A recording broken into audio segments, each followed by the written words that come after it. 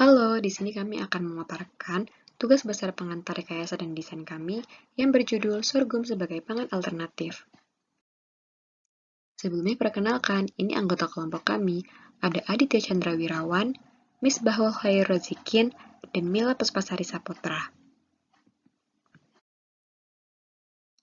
Bagi masyarakat Indonesia, beras masih menjadi bahan pangan utama. Sebagai makanan pokok, konsumsi beras masyarakat Indonesia mencapai 124 kg per kapita per tahun dengan jumlah penduduk sekitar 273 juta jiwa. Kebutuhan beras di Indonesia bisa mencapai 33 juta ton per tahun. Kebutuhan beras akan semakin membesar seiring dengan bertambahnya jumlah penduduk. Selain itu, permasalahan ketahanan pangan menjadi krusial dikarenakan menurut prediksi World Economic Forum, pada tahun 2050 jumlah populasi manusia yang membutuhkan makanan mencapai 9 miliar jiwa. Sehingga, dunia butuh menyediakan 60% makanan lebih banyak dari saat ini. Ada beberapa masalah yang dihadapi dalam mencapai ketahanan pangan. Masalah ini mencakup beberapa aspek seperti populasi, kelangkaan air, perubahan iklim, dan lahan kritis. Menurut BPS, populasi di Indonesia akan mencapai 296,40 juta jiwa pada tahun 2030 dan 330,90 juta jiwa pada tahun 2050. Dengan adanya pertumbuhan populasi, maka kebutuhan akan makanan juga meningkat, termasuk kebutuhan daging. Untuk memenuhi kebutuhan ini, sektor peternakan membutuhkan banyak pakan ternak seperti biji-bijian. Di masa yang akan datang juga, lahan untuk pertanian 28% berada di lokasi yang mengalami kesulitan air. Perubahan iklim juga mengakibatkan peningkatan suhu, sehingga lahan menjadi gersang, degradasi lahan, lingkungan, dan juga kualitas tanah menjadi menurun. Dari masalah-masalah tadi, kami mengusulkan satu dari sekian solusi yang dapat dilakukan oleh semua orang. Salah satu tanaman yang bisa menjadi bahan pangan alternatif adalah sorghum. Sorghum adalah tanaman serealia atau dikenal juga dengan sorghum bicolor almond.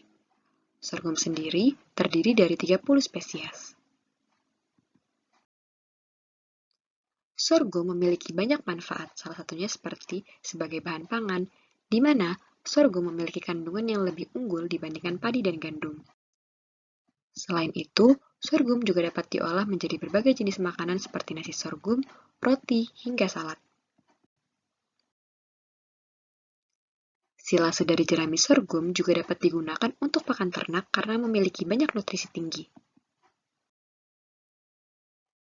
Sorghum juga toleran terhadap kekeringan, sehingga tak perlu panik karena sorghum dapat ditanam dengan penggunaan air yang sedikit dan juga adaptif terhadap kondisi tanah dan cuaca. Untuk itu, kami membuat implementasi berupa aplikasi yang kami beri nama Switch to Sorghum. Berikut adalah cover atau halaman depan dari halaman aplikasi kami.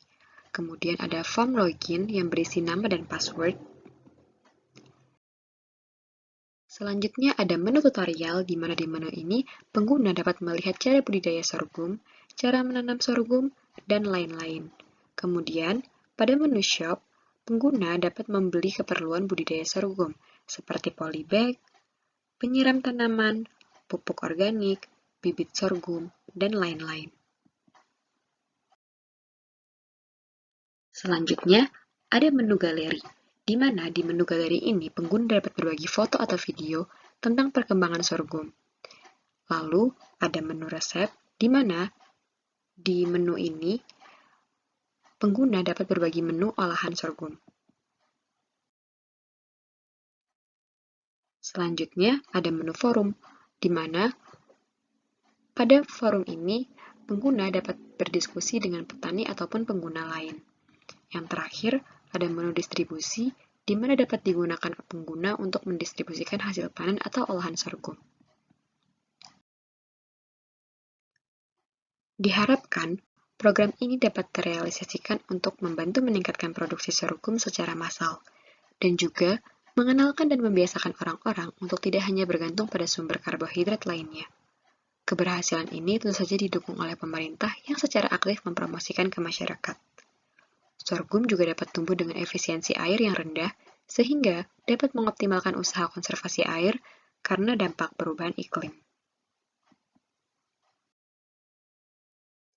Selain itu, silase dari hasil pengolahan sorghum juga memiliki nutrisi tinggi dan mudah dicerna sehingga dapat meningkatkan kualitas dan kuantitas ternak. Sekian, terima kasih.